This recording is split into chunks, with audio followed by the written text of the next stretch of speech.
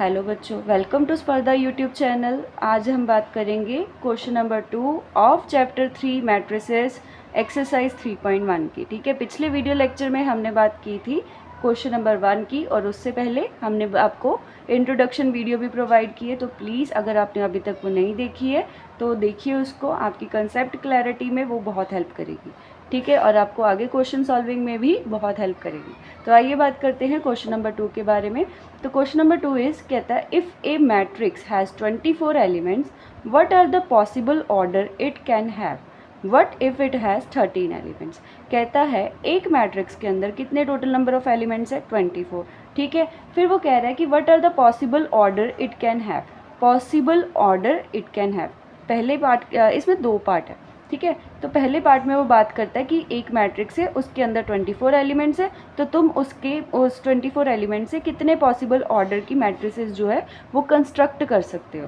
ठीक है, दूसरा पार्ट में कहता है कि what if it has 13 element. वही वो बात कर रहा है कि क्या होगा, मतलब कितने पॉसिबल ऑर्डर्स बन पाएंगे अगर एक मैट्रिक्स के अंदर 13 नंबर ऑफ एलिमेंट्स है तो।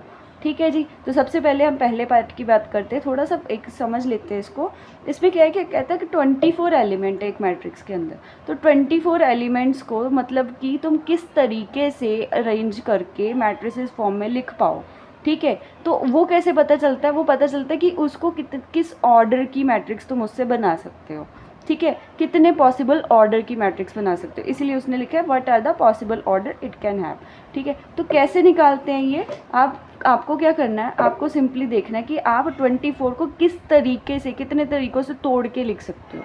ठीक है, तोड़ के लिखने का मतलब जैसे आप 24 को लिख सकते हो कि 1 क्रॉस 24। ठीक है, उसके बाद है कि 24 इंटू 1, इस तरीके से दोनों को लिखा जा सकता है। अब आप इस 24 को ऐसे भी लिख सकते हो 2 क्रॉस 12। ठीक है, अब 12 क्रॉस 2 भी लिखा जा सकता है, ऐसे ही 3 क्रॉस 8 भी लिख सकते हो, 8 क्रॉस 3 भी लिख सकते हो, 4 क्रॉस 6 भी लिख सकते हो, 6 क्रॉस 4 भी लिख सकते हो। अब ये जो हमने तोड़ के उसको लिखा है इन नॉर्मल लैंग्वेज, तोड़ना हम इसको बोलेंगे, तो ये क्या है, ये है कि तुम उन 24 एलिमेंट्स से किस ऑर्डर की मैट्रिसेस जो है वो बना सकते हो, कितने पॉसिबल ऑर्डर की मैट्रिसेस बना सकते हो, दिस इज़ द रिजल्ट। ठीक है, यही हमसे पूछा गया था कि तुम उससे कितने ऑर्डर की मैट्रिसेस जो है वो बना सकते हो। जैसे यहाँ पे लिखा है 1 क्रॉस 24, तो 1 क्रॉस 24 का मतलब क्या होगा कि ऐसी मैट्रिक्स जिसके अंदर एक रो है और 24 कॉलम है। ठीक है, अब वही आप जब 24 क्रॉस 1 की बात करोगे तो उसमें क्या होगा कि 24 रोज़ है और एक कॉलम है।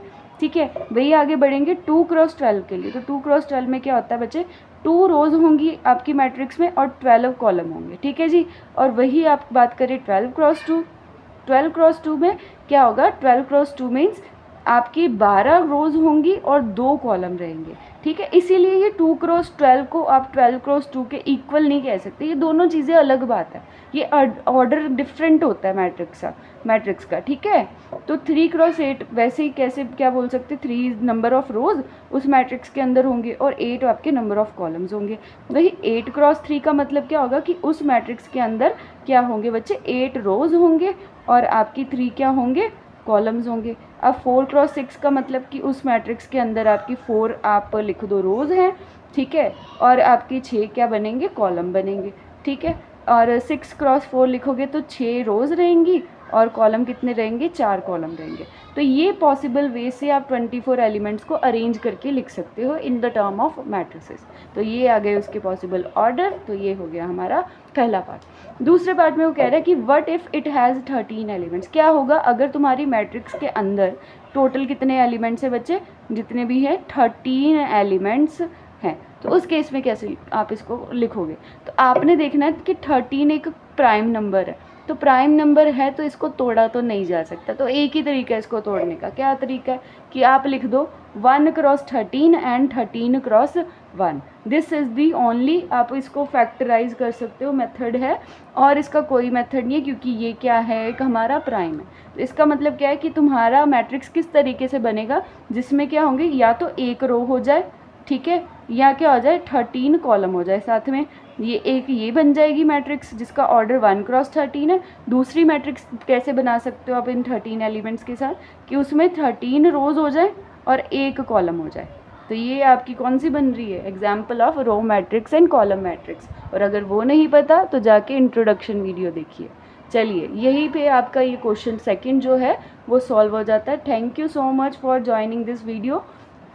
Subscribe for more such videos. Thank you.